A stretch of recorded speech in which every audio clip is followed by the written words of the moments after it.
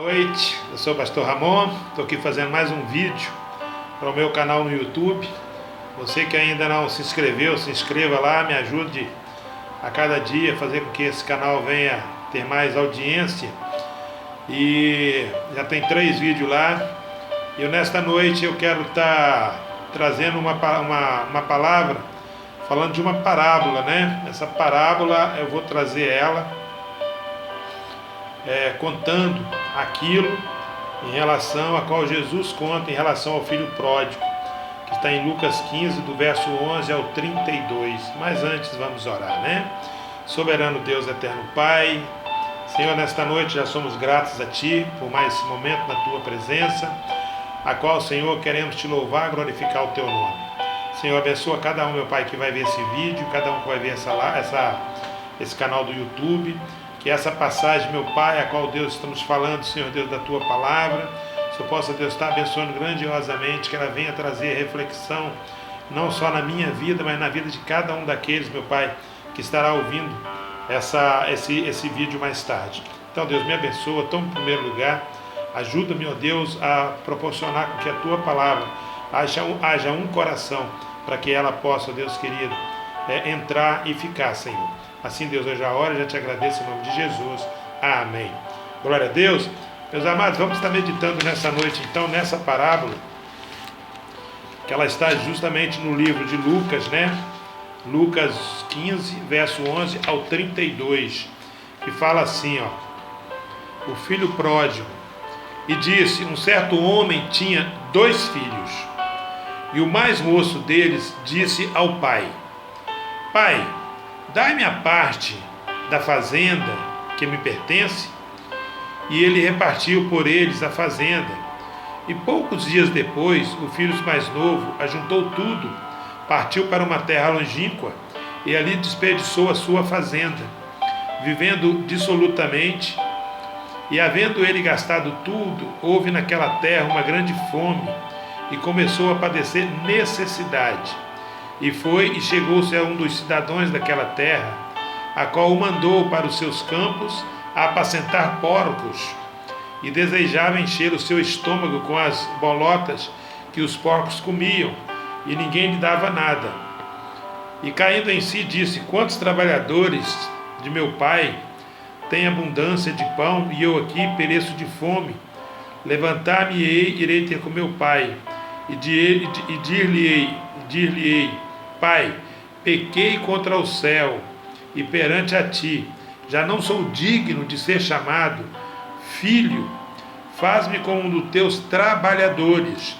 E levantando-se foi para o seu pai, e quando ainda estava longe, viu seu pai e se moveu de íntima compaixão, e correndo lançou-lhe ao pescoço e o beijou.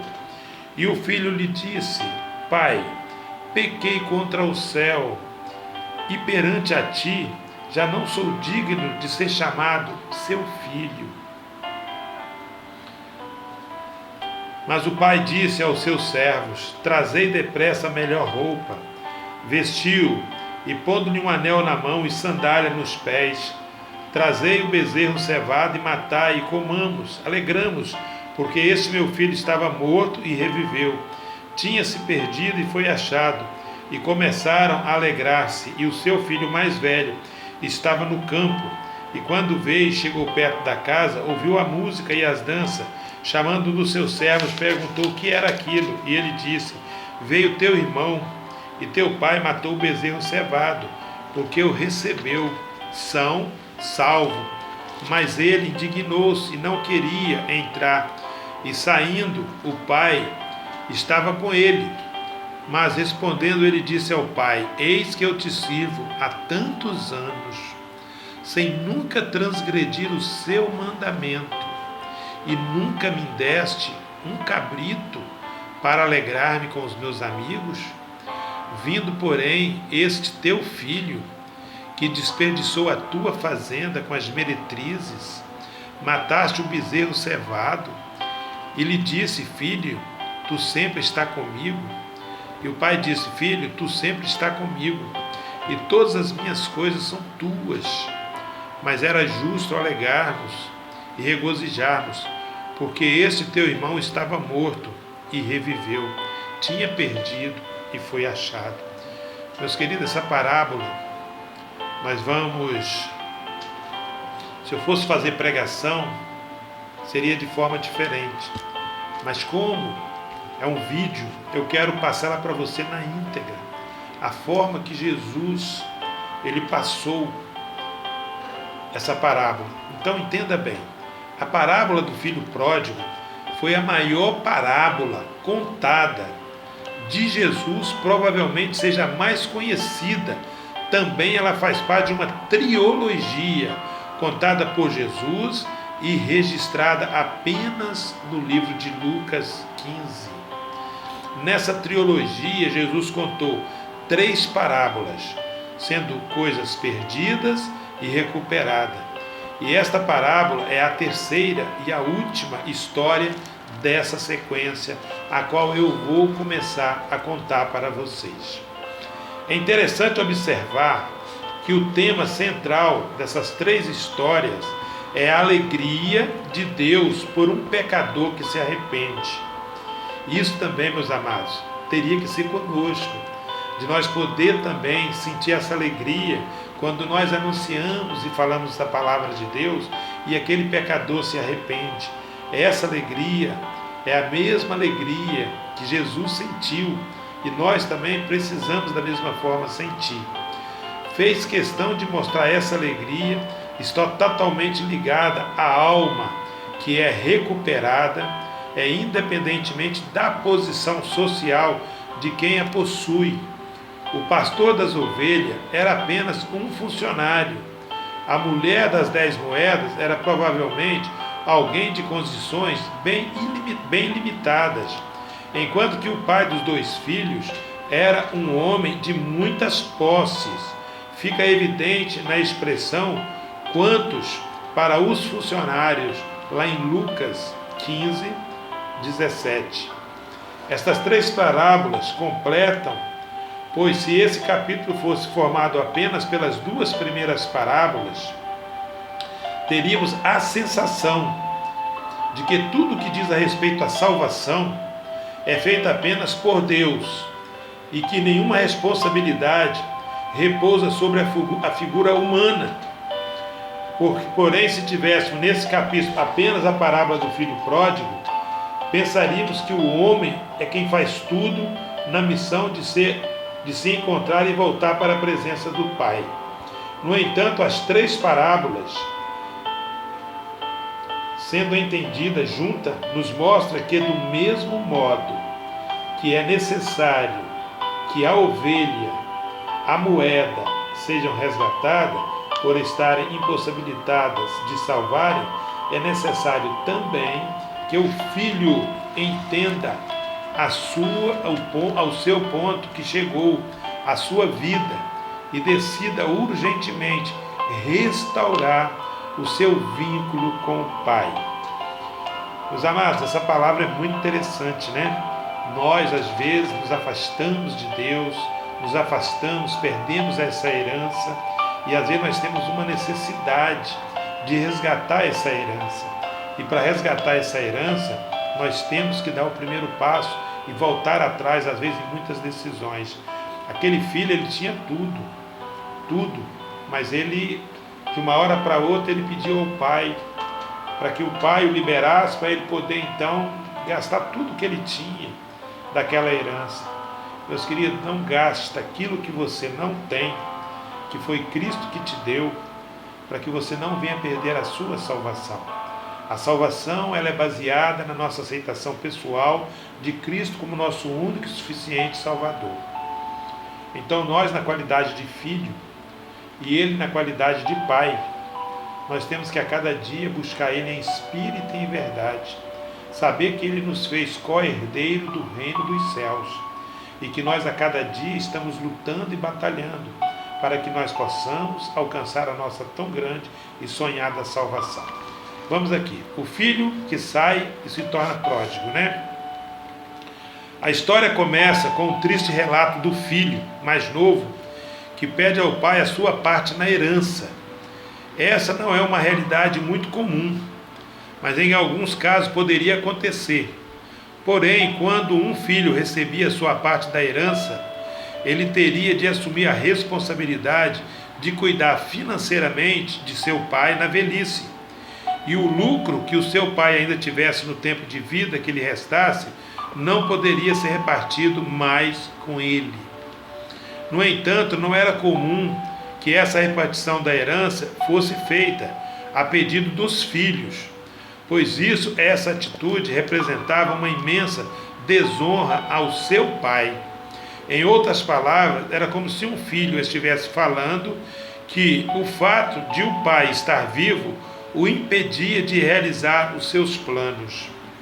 Na interpretação geral dessa parábola, o filho mais novo representava um grupo que era composto por publicanos, pecadores e todos aqueles que, mesmo sendo descendência de Abraão, haviam escolhido viver uma vida desconfigurada de Deus. Está lá em Lucas 15, 1:3. Enquanto que o filho mais velho representava os fariseus, escriba e toda a classe religiosa judaica, que confiava apenas nos méritos do seu trabalho para manter o seu relacionamento com o pai. Quando um dos filhos pecou contra o amor do pai, à sua própria maneira, os fariseus e religiosos pecaram pelo seu orgulho nos méritos pessoais e na prática da perfeição vazia. Os publicanos e pecadores pecaram pela materialização da ingratidão e desonra em pensar que, desligado de Deus, conseguiria alcançar alguma alegria autêntica, a paz de espírito. Mas, infelizmente, ambos não haviam conseguido entender a plenitude do amor e o coração do Pai. Às vezes isso acontece na nossa vida cotidiana. Às vezes nós não entendemos o amor que Deus tem por cada um de nós. E nós, às vezes, com o nosso coração desejoso de fazer a nossa vontade, nós vemos então que nós não vamos fazer as coisas corretas. Um detalhe a ser observado é que o texto informado que o pródigo não saiu de casa no mesmo instante, mas sim poucos dias depois. Lá em Lucas 15:13 você vai achar essa passagem. Nesses dias, tragicamente, o filho estava na casa do pai, mas sem comunhão com o pai. Estava na casa do pai, mas sem comunhão com o pai. Isso fala da nossa vida espiritual. Quantas vezes nós estamos dentro da igreja e sem ter comunhão com Deus? Estamos ali, mas não estamos na plena comunhão. Nossos pensamentos estão longe, nossos desejos estão longe, menos de estar ali fazendo a vontade do Pai. Era o que estava acontecendo com aquele filho pródigo. Provavelmente, esses dias que ele ainda permanecia em casa, serviriam para que ele vendesse para outras pessoas os bens que faziam parte da sua herança. E, logicamente, uma grande parte da sua herança estava em terras, bois, imóveis, e ele certamente não conseguiria levar nada disso para o lugar aonde seguiu. Ou outro fator a ser observado também é que a repartição da herança era feita com base na lei da primogenitura. Está lá em Deuteronômio 21, verso 17. Ou seja, o filho pródigo não levou a metade da herança do pai, mas apenas 1/3. O irmão mais velho tinha direito a uma porção dupla na herança. Devido a isso, o pródigo ficou com a menor parte. Jesus não entra em detalhe sobre a terra para onde o pródigo foi. Apenas a chamou de uma terra longínqua. Está lá em Lucas 15:13 também. Porém, há um detalhe na parábola que mostra que essa terra era fora dos limites de Israel. Então não era dentro de Israel, ele foi para um outro local, um outro lugar que não era limite da terra de Israel. Jesus não fala que lugar é esse. Jesus informa dentro da sua parábola que nesse lugar se criavam porcos, e em Israel a criação e o consumo de carne de porcos não era permitida. Se nós formos ver lá na Levítico 11, 7 e 8, nós vamos ver que porco era um animal imundo, não podia comer carne, aquele tipo de carne. Ou seja, o pródigo escolheu viver em um outro país, e essa terra não era distante, apenas geográfica, mas era distante também em propósito e motivação e destino. Infelizmente, o que ele buscava não era liberdade, era libertinagem. Ele queria viver em um lugar onde ninguém conhecesse, e nem ele, nem seu pai, um lugar onde ele viveria sem regras e sem limite. A nossa vida sem Cristo, nós vivemos ela sem regra e sem limite, mas nós vivemos no pecado, nós vivemos nos erros, nós vivemos distante do caminho do Senhor, e era o que estava acontecendo com esse filho do pródigo agora. Ele saiu praticamente sem rumo, sem direção, e foi justamente viver uma vida a qual não agradaria a Deus de forma alguma. Se nós meditarmos isso também para nossas vidas, com certeza nós não estaríamos sentindo bem com isso. Eu, como pastor, não me sentiria, porque desde o momento que eu aceitei Cristo como meu Salvador, eu então passei a ser co-herdeiro do reino dos céus. Então eu tenho uma herança, eu tenho que cuidar dessa herança. Como eu vou cuidar dessa herança? Essa herança eu vou cuidar fazendo a vontade de Cristo. Eu vou cuidar fazendo a vontade dele, deixando que ele seja cada dia o autor e o coautor da minha fé. Mas vamos dar continuidade aqui a essa leitura do filho pródigo. Nesse país distante, ele passou a desperdiçar o seu dinheiro, dissolutamente, curiosamente. O termo usado aqui para desperdiçar sugere a ideia de lançar semente a ermos, ou seja, jogar dinheiro para tudo quanto é lado. Já a ideia de viver dissolutamente aqui sugere um viver rebelde e desordenado, sem nenhuma preocupação com o amanhã. Porém, como todo dinheiro usado sem ser investido um dia termina, o dinheiro do pródigo também terminou totalmente. Irmãos, nós temos a alegria de ter essa herança que é Cristo. E quando nós saímos da presença de Cristo, nós também perdemos essa herança totalmente. Vamos viver agora às margens do erro, sem herança, sem nada. As coisas que o mundo vai proporcionar para nós vai nos levar à morte. As coisas que Cristo proporcionava para nós vai nos levar à salvação. Mas vamos continuar aqui. E um dia termina, o dia do pródigo também terminou totalmente. Tragicamente, logo na sequência, se iniciou naquele país uma grande crise financeira. O cara, além de perder tudo, agora onde ele se encontra, o país entra numa crise financeira. Vai faltar trabalho, vai faltar dinheiro, vai faltar alimento, vai faltar tudo. E aí vamos ver. E de repente ele descobriu que, na verdade, também não tinha amigos. Quando você fica sem dinheiro, meu amigo, aí é que todo mundo some, seus amigos, todo mundo some. Com dinheiro você tem muitos amigos, mas sem dinheiro você não tem nenhum amigo, porque você só vale aquilo que você tem no bolso. Isso sou eu, pastor Ramon, falando para você. Você só vale aquilo que você tem no bolso.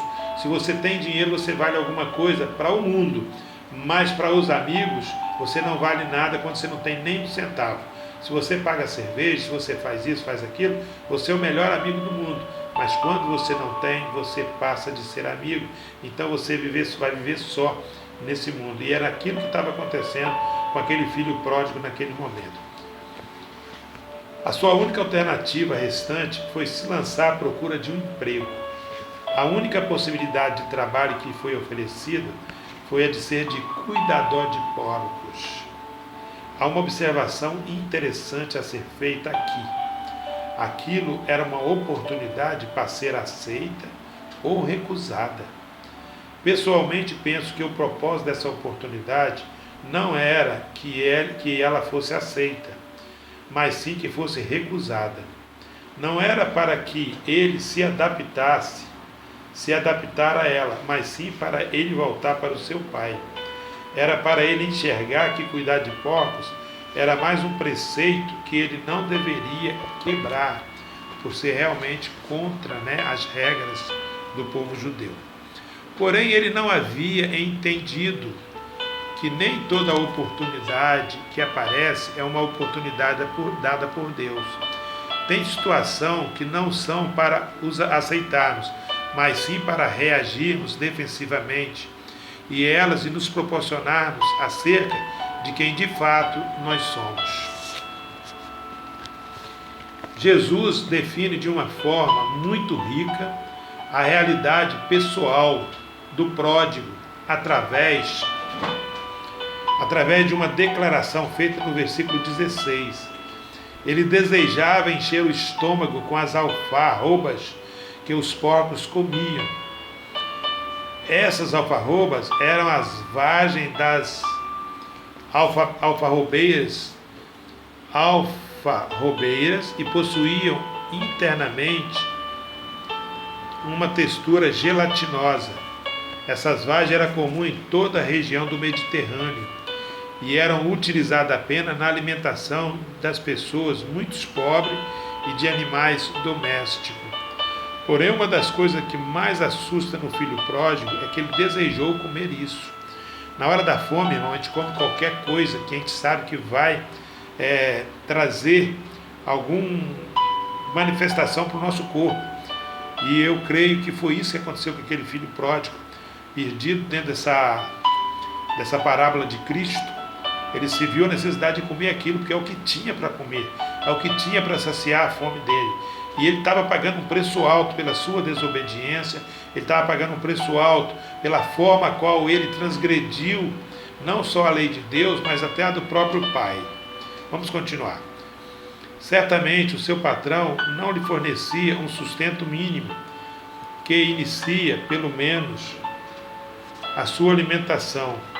Ainda que nos versículos 17, ele menciona que os trabalhadores do seu pai têm abundância de pão e ele parece de fome. Entender que o mínimo que ele teria nesse emprego, ainda que fosse um trabalho escravo, seria a sua alimentação. Além disso, dificilmente veremos um ser humano olhando para os porcos se alimentando ou de uma ave ou comendo uma carne podre e desejamos comer aquilo. Isso fere a dignidade humana. Penso que a chave para entendermos esse versículo está na expressão desejava, pois a forma tem a ver com o estômago, mas o desejo tem a ver com a mente. O seu problema está ligado aos seus desejos.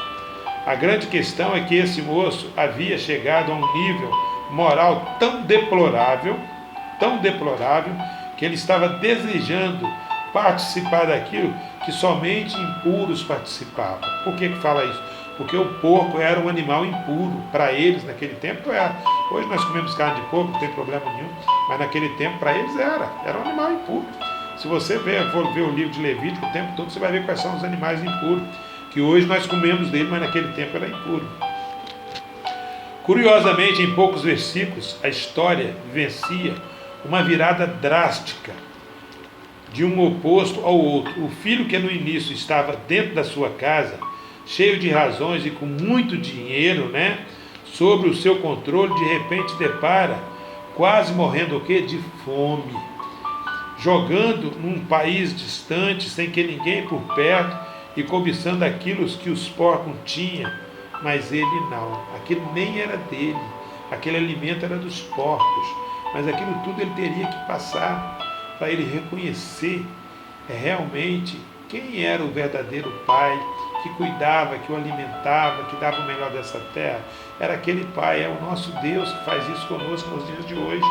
Deus, ele nos dá o melhor dessa terra, para que nós possamos usufruir, que nós possamos ser alimentados do verdadeiro pão da vida, que é Cristo. Enfim, Deus, ele dá o melhor. Deus dava o melhor para aquele homem, e aquele homem mesmo assim resolveu largar tudo. Curiosamente, o filho pródigo cai em si e se reencontra. Vamos entender isso, Foi vivendo nessa realidade que Jesus diz que o pródigo caiu em si, Jesus contando a sua parábola. Ele se levantou e decidiu a voltar para o seu lugar de origem. Curiosamente, primeiro ele caiu em si, ou seja, foi o primeiro momento. Quando eu falo para nós, gente, que a nossa mente, ela tem dois destinos, Ela tem um destino que nos leva a Deus, ao bom caminho, e tem um destino que nos leva a mau caminho. Esse filho pródigo, a alma dele estava num bom caminho, estava ao lado do pai, ao lado dos irmãos, tinha tudo na mão, mas aí a mente dele entra numa corrupção total que leva ele para o mau caminho. Então ele caiu em si. A sua mente boa agora vai compactar com o outro lado ruim e ele vai voltar novamente para o mesmo caminho que ele saiu. Ele vai voltar para esse caminho para poder ter um encontro com o seu pai. Por quê? Porque agora ele quer pegar o bom caminho de volta. Ele pegou o mau caminho, ele tinha o bom caminho, largou o bom caminho, pegou o mau caminho e agora ele vai pegar o bom caminho de volta. A ideia de cair em si aqui sugere o comportamento de cair para o lado de dentro. Era uma queda para dentro do coração e da racionalidade. Era como se o pródigo estivesse estado fora de si durante todo esse período. Meus amados, quando nós caímos no mundão, nós perdemos totalmente a razão de todas as coisas, porque o mundo te oferece de tudo do bom e do melhor. É só no momento difícil da sua vida que você que ele não é tão bom assim. É quando vem uma doença, é quando vem as enfermidades, é quando você sente que aqueles amigos que eram de copo, de bebida, de bagunça, já sumiram todos. Você agora não tem mais dinheiro, sua vida financeira está toda estressada, você perdeu família, você perdeu tudo.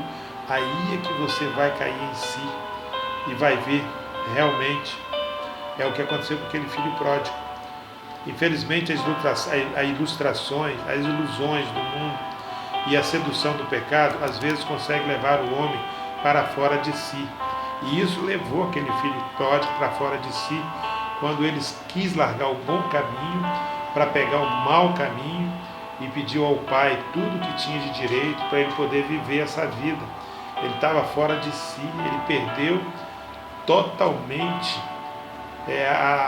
o raciocínio de poder entender que o que ele ia fazer iria levar ele para um caminho onde ele ia ter muitos amigos enquanto tivesse dinheiro, que ele ia ter muitas prostitutas na vida dele enquanto ele tivesse dinheiro, ele ia comer enquanto tivesse dinheiro, mas a vida fala que ele caiu em si porque ele perdeu tudo isso. Ele não tinha amigos, ele tinha pessoas que usurpavam, ele não tinha as mulheres que ele queria, tinha aquelas que viam o dinheiro que ele tinha. Enfim, isso não é nada diferente dos nossos dias de hoje. 2 verbos foram utilizados por Jesus para descreverem a restauração do pródigo: cair em si e levantar. Lucas 15, versos 17 e 18, depois você lê lá que você vai entender. Curiosamente, essas duas atitudes também precisavam acontecer simultaneamente. Se ele tivesse apenas caído em si, mas não tivesse se levantado, nada iria mudar. Porém, se ele tivesse apenas se levantado, mas sem primeiro ter caído em si, o resultado dessa mudança também não seria permanente. Essas duas coisas precisam acontecer em conjunto, pois o que muda a nossa vida não é apenas o que sabemos que temos que fazer, mas sim o que decidimos e fazemos. Mudanças em nossas vidas são frutos de decisões e reações. Foi nesse ambiente de reencontro consigo mesmo que ele começou a esboçar a sua recuperação. Jesus magistralmente nos permite, através dessa parábola, ter acesso aos pensamentos do pródigo e conhecer o que ele estava pensando ao viver aquela realidade. 3 convicções foram geradas no coração do pródigo quando ele caiu em si. A primeira: pequei contra o céu e perante ti. A segunda: não sou mais digno de ser chamado filho. A terceira: faz-me como um dos teus trabalhadores. Curiosamente, a sua primeira declaração revela que ele havia entendido que o grande prejuízo causado pelo pecado não fora apenas na horizontal, mas principalmente na vertical, porque a horizontal é aqui, a vertical é aqui, quer dizer, que liga daqui até os altos céus. A vertical é aquela que nós vamos ver, que nos liga às coisas desta terra, que é nossos pais e mães. O pecado é sempre pecado contra Deus, antes de ser pecado contra alguém.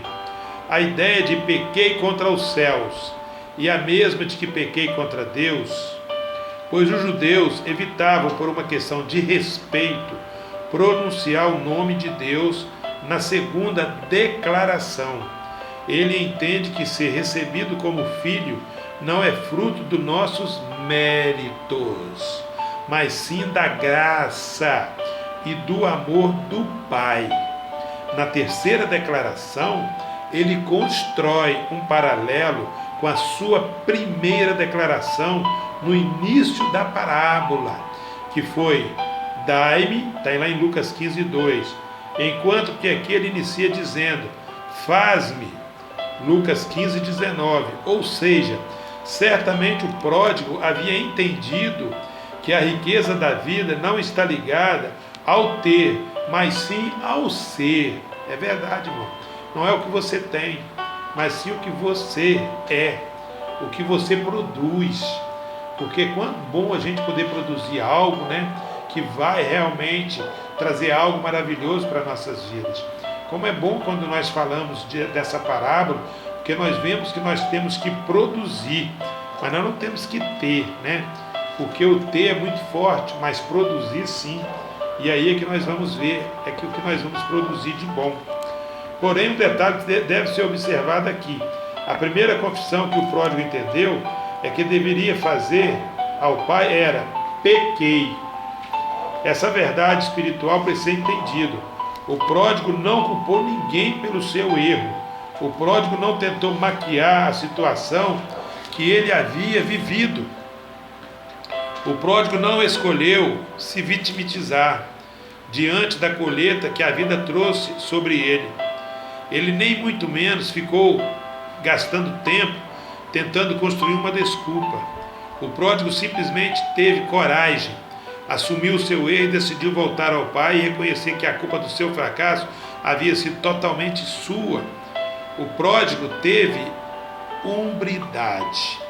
E isso falta em muitos seres humanos nos dias de hoje, essa hombridade. Nós precisamos a cada dia entender e reconhecer isso, para que nós possamos viver uma vida verdadeiramente como servos, como sendo herdeiro do reino dos céus. O pródigo que volta. O caminho de volta certamente foi o melhor caminho que o pródigo escolheu. Trilhar os que pensam que esse caminho seja uma figura de Cristo nessa parábola, o caminho que leva de volta ao Pai, certamente a aparência do pródigo não está tão boa quanto do dia em que ele saiu de casa. Quanto tempo ele passou fora? Alguns anos? Talvez, provavelmente. Levou alguns tempos para que ele conseguir consumir toda a fortuna que ele tinha a princípio, e devido a isso não deve ter sido uma peregrinação rápida. Provavelmente também sua aparência estava totalmente diferente da sua aparência com que todos da sua casa os conhecessem. Mas quando seu pai o viu de longe, o reconheceu. Todo pai conhece o filho que tem, e aonde ele estiver, sujo, limpo, feio, bonito, o pai vai o abraçá-lo. O reconhecimento foi mais do coração do que dos olhos. Um detalhe a ser observado é que quando o pródigo caiu em si, ele mencionou por 3 vezes o pai. Está em Lucas 15, 17 e 18. E por nenhuma vez a casa. Além disso, Jesus não diz que ele volta para casa, mas sim que voltou para o seu pai. Lá no verso 20, está lá em Lucas 15, verso 20. Não era sobre um lugar, era sobre uma pessoa, sobre o seu pai. O pai viu o filho pródigo de longe e correu ao seu encontro, e para o receber, o abraçou, o beijou. Simon Christman sugere que a atitude do pai de abraçar o filho era para que o pródigo não se ajoelhasse diante dele, pois somente escravos se curvam diante de um senhor, e o pai o estava recebendo como filho, e não como servo ou funcionário. Léo Morris comenta que o verbo grego usado aqui para beijo, catapresilens, minha língua quase dobra, eu não falo, que pode também significar beijou muitas vezes ou beijou eternamente, ou seja, foi uma saudação sincera. e comovente, e não uma cortesia forçada.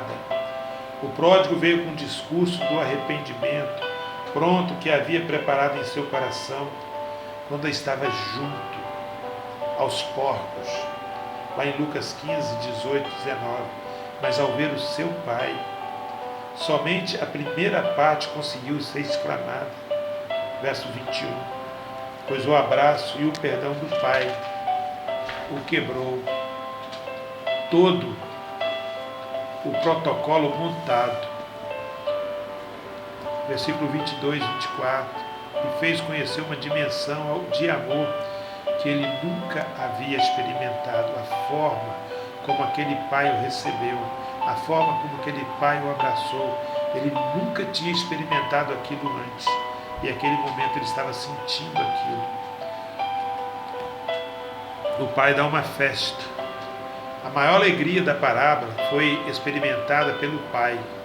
Aqui temos um vislumbre do que significa para Deus perdoar uma pessoa. Muito mais feliz do que o filho que voltou ficou o pai que o recebeu. Sua alegria foi extravasada em uma verdadeira festa, e digno de nota que é o amor e o perdão do pai foram tão grandes que ele desejou fazer uma festa. Como quem recebe alguém importante, o céu recebe graciosamente o pecador, o arrependido que volta. Assim também é a nossa vida. Quando nós estamos fora do caminho do Senhor, que nós voltamos, há uma festa no céu, porque nós voltamos novamente arrependidos. E essa festa, ela é muito grande, porque não é só na igreja, não é só ali na casa do Senhor. Há uma comemoração lá no céu muito grande, onde os querubins, serafim, homenageia: santo, santo, santo é o Senhor nosso Deus. Amém? Porém, antes dessa festa, 4 presentes ele fez questão de dar ao seu filho, resgatando a melhor roupa, um anel, novas sandálias e o sacrifício do bezerro cevado.